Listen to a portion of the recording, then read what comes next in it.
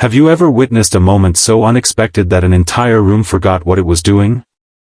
On a rainy Monday morning in downtown Chicago, nearly 200 employees stood frozen in the marble lobby of Carter & Brooks International. The revolving doors had barely stopped spinning when the company's CEO, known throughout the business world for his calm professionalism, suddenly sprinted across the lobby. Not walked. Not hurried. He ran. Ignoring executives waiting for meetings and security personnel calling after him, he crossed the polished floor and wrapped both arms around a quiet man carrying a weathered leather briefcase. The stranger looked exhausted from travel. His coat still carried drops of rain. Beside him stood a little girl holding a stuffed rabbit almost as old as she was. The CEO smiled through tears. "Welcome home, my hero." Silence filled the lobby. No one understood why one of the country's most respected business leaders was embracing an ordinary single father who had just stepped off an overnight flight from France. But every person there was about to learn that true greatness isn't measured by titles, wealth, or applause. Sometimes it's measured by the quiet choices nobody notices. 38-year-old Daniel Harper had never imagined his life would look this way.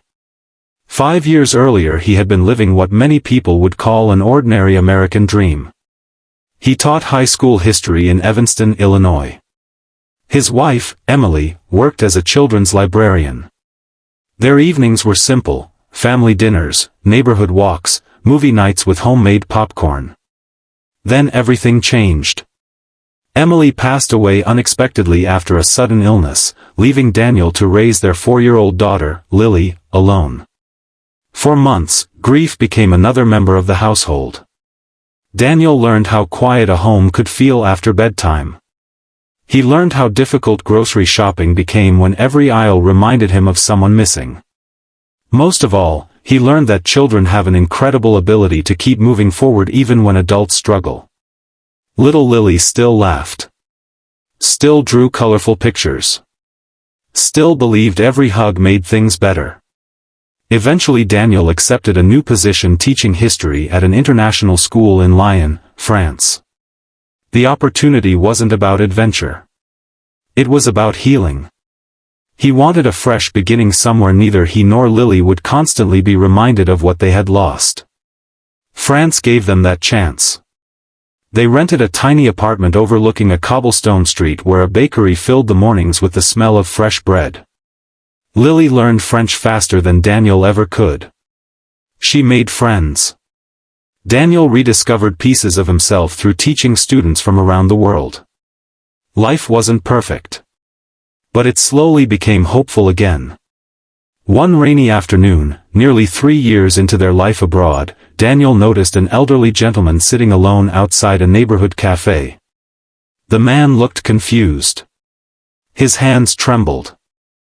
Several people walked past, assuming someone else would help. Daniel almost continued walking. He was late picking Lily up from school. But something made him stop. "Sir," Daniel asked gently, "are you all right?" The older man looked relieved. I'm lost." His English carried a familiar American accent. Daniel spent nearly an hour helping him. They contacted local authorities. Eventually they reached the man's hotel. The gentleman had become disoriented after wandering too far from his tour group. Before leaving, the man smiled warmly. "You've already done more than enough." Daniel shrugged. "My students remind me every day that history is really just people helping, or hurting, each other." The man laughed. "I like that." They shook hands. Neither expected to ever meet again. Months passed. Life continued. Daniel never mentioned the encounter again. To him it wasn't extraordinary. It was simply what decent people did. Back in Chicago, however, another story was unfolding. Richard Brooks, founder and CEO of Carter & Brooks International, had spent decades building one of America's fastest-growing logistics companies. Employees admired him. Competitors respected him. Financial magazines regularly featured him. Yet very few people knew about his father. 82-year-old Thomas Brooks had recently begun experiencing memory problems. Despite everyone's concerns, Thomas insisted on taking one final trip through Europe, a journey he and his late wife had always dreamed of making together. Richard reluctantly agreed. Until the frightening phone call from France. His father had disappeared. For nearly 6 terrifying hours no one knew where he was. Richard chartered emergency assistance. Embassy officials became involved. Every minute felt unbearable. Then another phone call came. A local teacher had found Thomas sitting outside a cafe. He stayed with him. Comforted him. Made sure he returned safely. The embassy later sent Richard the teacher's contact information. Daniel Harper. Richard immediately wrote a heartfelt thank you email. Daniel responded politely. "I'm just glad your father is safe. Nothing more. No request. No expectation." Richard never forgot. Nearly a year later Carter and Brooks announced a nationwide educational partnership, creating history programs in underserved schools. Richard wanted experienced educators to help design the initiative. One application stood out. Daniel Harper. He had recently decided to move back to America so Lily could grow up closer to her grandparents. Richard recognized the name instantly. He personally arranged the interview. But he instructed his hiring team not to mention anything about France. He wanted Daniel evaluated solely on his qualifications. The interview panel unanimously ranked him first. His passion for education was obvious. His ideas were practical. His references praised not only his knowledge but his kindness toward students. Richard smiled. The man who had quietly helped a stranger without expecting anything in return was exactly the person they wanted helping shape the company's educational mission. Daniel accepted the position. His first day arrived only a week after he and Lily landed back in Chicago. Jet lag clung to both of them.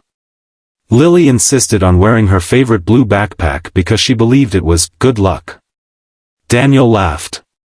"You're only coming to meet everyone." "I know," she grinned. "But maybe they'll need extra luck." Inside Carter and Brooks' headquarters, employees prepared for another ordinary Monday. Receptionists greeted visitors. Executives hurried toward conference rooms. Interns balanced coffee trays. No one expected anything unusual. Then the front doors opened. Daniel stepped inside. One suitcase. One worn briefcase. One little girl holding his hand. Richard happened to glance toward the entrance from the executive balcony. For a second he couldn't move. Then instinct took over. He ran. Assistants called after him. Board members looked confused. His polished dress shoes echoed across the marble floor. Daniel barely had time to recognize him before Richard embraced him tightly. "Welcome home," Richard whispered.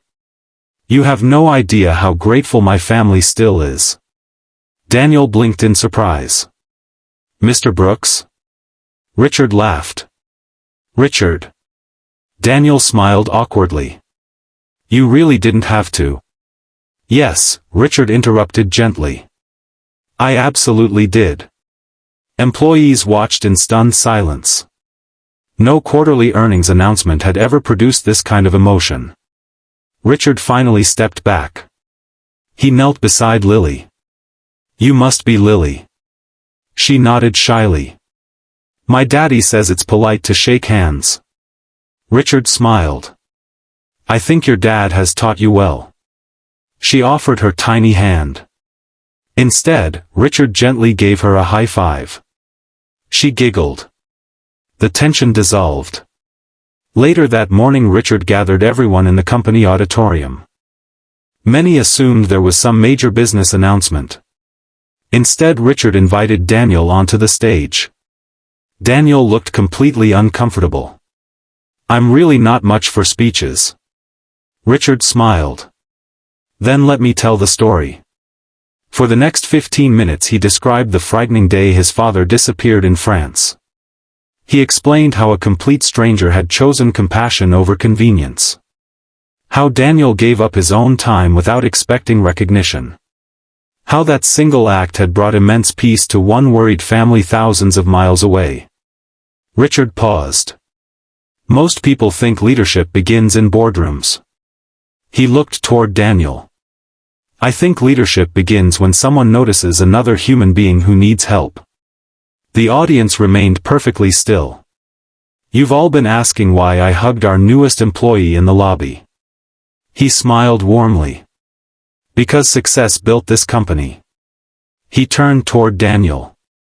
But kindness is what I want this company to become known for. The room erupted in applause. Not because Daniel had saved a billionaire's father. But because everyone recognized something deeper. Every person has opportunities to change another life without realizing it. Daniel eventually found his voice. I honestly don't think I deserve all this. Richard nodded. That's exactly why you do. The audience laughed softly. Daniel continued. When my wife passed away, people carried our family through the hardest season of our lives. Our neighbors cooked meals. My students wrote letters. Complete strangers showed kindness when they had every reason to stay busy. He looked across the room. So helping someone else never felt like paying them back. He smiled. It felt like continuing something that had already been given to me. Several employees quietly wiped away tears. Over the next year Daniel transformed the company's education initiative. Instead of focusing only on donations, he encouraged employees to volunteer in local schools. Engineers taught robotics. Accountants explained budgeting. Managers coached debate teams. Warehouse supervisors mentored students interested in skilled trades. The program became one of the company's proudest achievements. Participation wasn't mandatory. Yet hundreds volunteered. Many later admitted something surprising. They thought they were going to help children. Instead, the experience reminded them why kindness mattered in their own lives. Richard's father, Thomas, often visited the office afterward. Every time he saw Daniel he smiled the same warm smile. I still owe you lunch. Daniel always answered with the same response. You already paid me. Thomas would laugh. When? The day you reminded me that stopping for someone is never wasted time. Years later Lily gave a speech at her high school graduation. She spoke about resilience, family, and community. Near the end she shared a memory she had carried since childhood. I don't remember every detail from our years in France. She smiled toward her father. But I remember something else. I remember watching my dad stop for people. Sometimes they needed directions. Sometimes they needed encouragement. Sometimes they just needed someone willing to listen. She paused. I thought everyone lived that way. The audience smiled. It wasn't until I grew older that I realized kindness is always a choice. She looked toward Richard Brooks, sitting proudly beside Thomas in the audience. And the beautiful thing about one kind choice is that you never know how many lives it will quietly reach. The standing ovation that followed wasn't for a business success. It wasn't for wealth. It wasn't for recognition. It was for an idea powerful enough to outlast all of those things. That the smallest moments often become the biggest turning points. A delayed walk. A patient conversation. A helping hand. A stranger who chooses to care. Daniel never set out to become anyone's hero. He simply believed that every person deserved to be treated with dignity, whether they could offer something in return or not. And perhaps that's the greatest lesson of all. The world rarely remembers every promotion we earn or every award we receive. But people never forget how we made them feel when they needed kindness the most. Because compassion has a remarkable way of traveling farther than we ever imagine. Sometimes it crosses a city. Sometimes it crosses an ocean. And sometimes, years later, it comes running back to hug you when you least expect it.